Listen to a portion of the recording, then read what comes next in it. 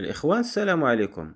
اليوم غنهضروا على واحد الموضوع مهم بزاف لأي واحد باغي يدخل مجال تسمين الخرفان أو تربية الأغنام، وهو بروتوكول الحجر الصحي المطبق ملي كتجيب شي غنم من السوق. مثلا إلا شريتي حوليات أو خرفان بغرض التسمين أو التربية، خاصك دير ليهم حجر صحي لمدة 21 يوم قبل ما تخلطهم مع القطيع ديالك. أنا مصطفى من صفحة داروود الفلاح، كنقدم مواضيع الفلاحة والبادية. إلا عجبك المحتوى ديالي خلي لي متابعة. في هذا الفيديو غنشرح لكم البروتوكول خطوة بخطوة، مع التأكيد على أن جميع الأدوية والتدخلات العلاجية خاصها تكون تحت إشراف الطبيب البيطري. اليوم الأول: الاستقبال والعزل. أول حاجة ديرها ملي توصل الكسيبة عندك للضيعة أو للدار هي عزل الخرفان أو الحوليات على القطيع الأصلي.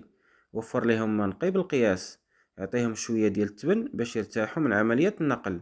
الهدف هو تقليل التوتر ومراقبة الحالة الصحية الأولية للحيوانات. اليوم الثاني: مكافحة الطفيليات.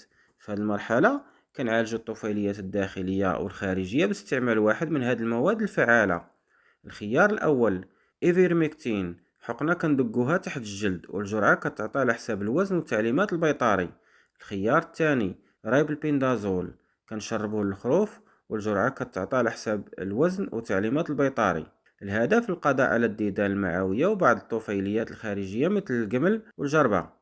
علاج الكوكسيديا في حالة وجودها: إذا كانوا الخرفان صغار في السن ولا بانت عليهم أعراض الكوكسيديا مثل الإسهال أو ضعف النمو، يمكن نستعملوا تولترازوريل تحت إشراف البيطري.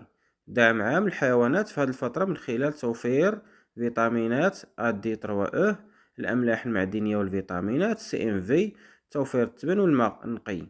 من اليوم الثالث إلى اليوم السابع في هذه الفترة ما كنعطيوش أدوية إضافية إلا للضرورة، وكنراقبو بشكل يومي الشهية، النشاط والحركة، واش كاين شي إسهال أو كحة، واش كاينة شي حرارة طالعة. وأي حيوان بانت عليه أعراض مرضية خاصو يتعزل ويشوفو البيطري قبل العلاج.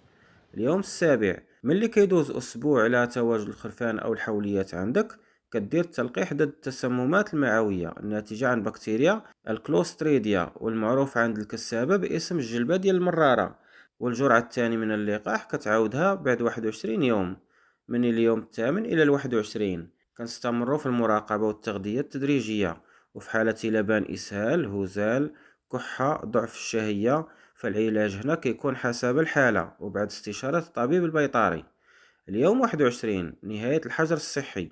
في هذه المرحلة كنديرو تقييم نهائي ونشوفو الخرفان ما فيهاش إسهال، ما فيهاش كحة، كتاكل بشكل طبيعي، عندها نشاط وحيوية، ما كايناش علامات مرضية باينة. إذا ممكن نخلطوها مع القطيع الأصلي أو ندخلوها مباشرة لبرنامج التسمين. خلاصة: الحجر الصحي الإخوان ماشي مجرد إجراء احتياطي، بل هو استثمار حقيقي كيحمي القطع ديالك من الأمراض والخسائر.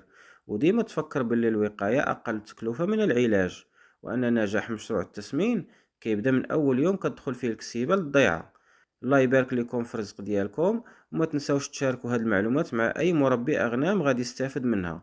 تحياتي.